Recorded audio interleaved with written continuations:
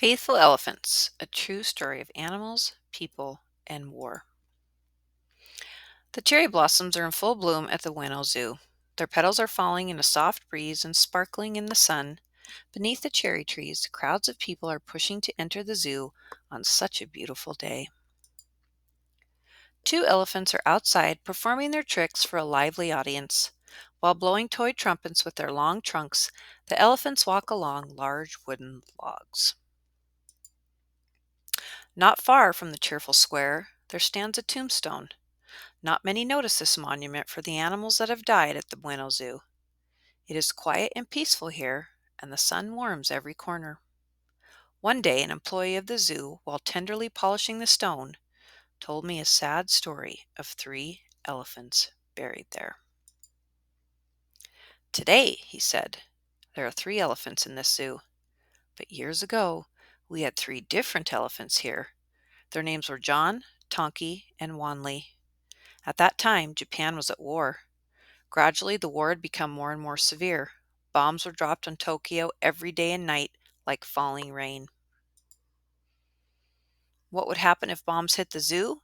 If the cages were broken and dangerous animals escaped to run wild through the city, it would be terrible. Therefore, by command of the army, all of the lions, tigers, leopards, bears, and big snakes were poisoned to death.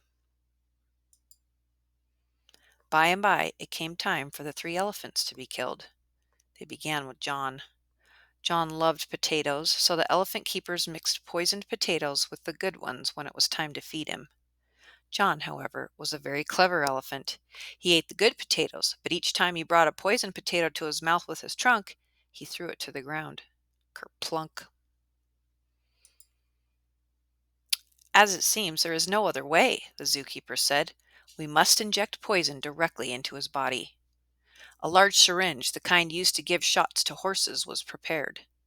But John's skin was so tough that the big needles broke off with a loud snap, one after the other. When this did not work, the keepers reluctantly decided to starve him to death. Poor John died 17 days later. Then it was Tonki's and Wanley's turn to die. These two had always gazed at people with loving eyes. They were sweet and gentle-hearted. The zookeepers wanted so much to keep Tonki and Wanley alive that they thought of sending them to the zoo in Sendai, far north of Tokyo. But what if bombs fell in Sendai? What if the elephants got loose and ran wild there? What would happen then? Tonki and Wanley, too, were doomed to be killed at the Ueno Zoo, just like all the other animals. The elephant keepers stopped feeding Tonki and Wanley. As the days passed, the elephants became thinner and thinner, weaker and weaker. Whenever a keeper walked by their cage, they would stand up, tottering as if to beg, "Give us something to eat. Please give us water." Their small, loving eyes began to look like round rubber balls in their drooping, shrunken faces. Their ears seemed too large for their bodies. The once big, strong elephants had become a sad shape.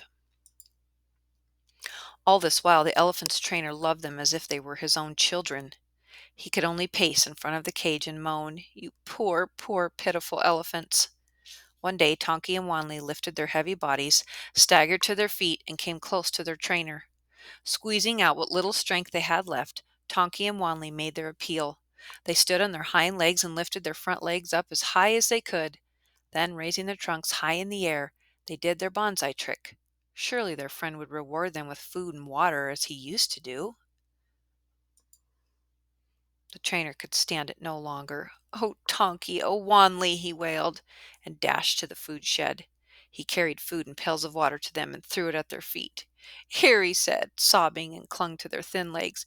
"Eat your food. Please drink your water."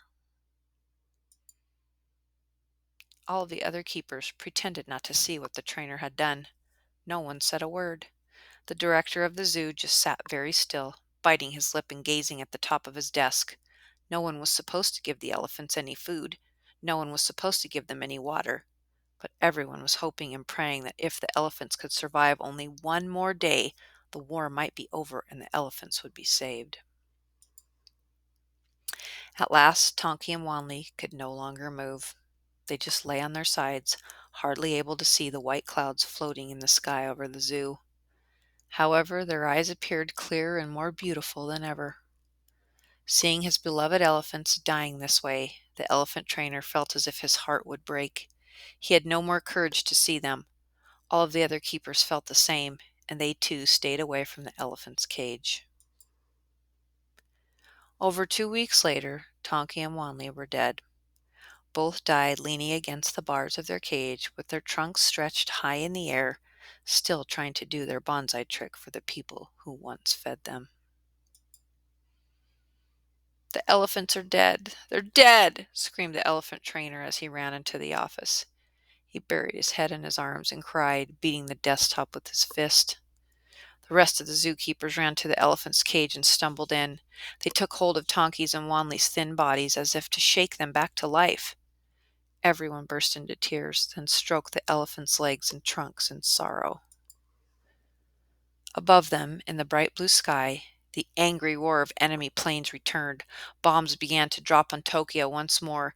Still clinging to the elephants, the zookeepers raised their fists to the sky and implored, "Stop the war! Stop the war! Stop all wars!"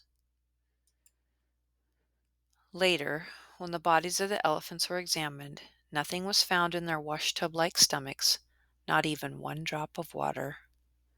With tears in his eyes, the zookeeper finished his story. "These 3 elephants, John, Tonky, and Wanley, are now resting peacefully under this monument." He was still patting the tombstone tenderly as the cherry blossoms fell on the grave like snowflakes.